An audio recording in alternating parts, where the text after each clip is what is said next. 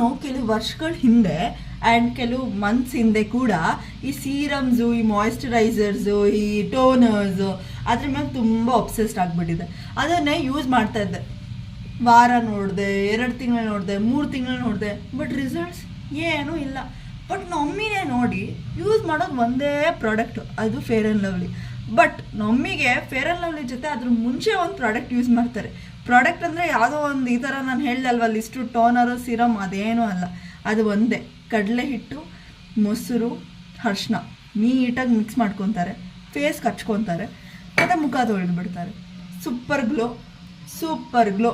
ಯಾವುದು ನಂದು ಇಷ್ಟು ಪ್ರಾಡಕ್ಟ್ಸ್ ಹೇಳಿಲ್ವ ಅಷ್ಟು ಪ್ರಾಡಕ್ಟ್ಸು ಕೊಡ್ದಿರೋ ಗ್ಲೋ ಅದು ಒಂದು ಪ್ರಾಡಕ್ಟ್ ಕೊಡುತ್ತೆ.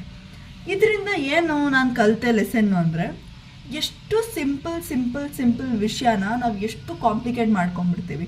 ಇದು ನಮಗೆ ಇವಾಗಿನ ಯಾರೋ ಟೆಕ್ನಾಲಜಿ ಹೇಳಿಕೊಟ್ಟಿದ್ದು ಅಥವಾ chemical mixture this is that is this ಅಂತ ಅಡ್ವರ್ಟೈಸ್ ಮಾಡ್ತಾರಲ್ಲ, ಅದೆಲ್ಲ ಎಷ್ಟೋ ವರ್ಷಗಳಿಂದ ನಮ್ಮವರಮ್ಮ ಅವರಮ್ಮ ಎಲ್ಲ ಯೂಸ್ ಮಾಡಿ ಬಂದಿರೋ ಪ್ರಾಡಕ್ಟ್ ಇದು. ಅದೇನು ಸಿಂಪಲ್ ಮನೆಯಲ್ಲಿರೋದೆ, ನಾವು ತಿಂತೀವಂತೆ. ಇವಾಗ ನೀವು ಅವೆಲ್ಲ ಕೆಮಿಕಲ್ಸ್ ಯೂಸ್ ಮಾಡ್ತೀರಾ, ಅದೆಲ್ಲ ಕುಡಿಯೋಕ್ಕಾಗುತ್ತಾ? ಆಬ್ವಿಯಸ್ಲಿ ಇಲ್ಲ. ಕಣ್ಣತ್ರನೇ ಹೋದರೆ ಉಳಿಯೋದು ಸ್ಟಾರ್ಟ್ ಆಗೋಗುತ್ತೆ.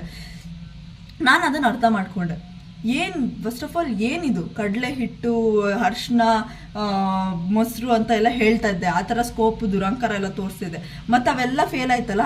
ಇವಾಗ back to roots, back to ನಮ್ಮ ಏನು ಮಾಡ್ತಾರೋ ಅದೇ ಮಾಡ್ತಿದ್ದೀನಿ. ಆರಾಮಾಗಿ ಹಚ್ಕೊತೀನಿ, ಫೇಸ್ ವಾಶ್ ಮಾಡ್ಕೊತೀನಿ, ಪಳ ಅಂತೀನಿ. ಅದು 3 ತಿಂಗಳಲ್ಲ, 6 ತಿಂಗಳಲ್ಲ, 1 ವರ್ಷ ಯೂಸ್ ಮಾಡಿದ್ರು ಅಷ್ಟೇ, ಏನಿಲ್ಲ. ಇನ್ನೂ ಸ್ವಲ್ಪ ಜಾಸ್ತಿ ಆಗೋದು, ಕಮ್ಮಿ ಆಗಲ್ಲ.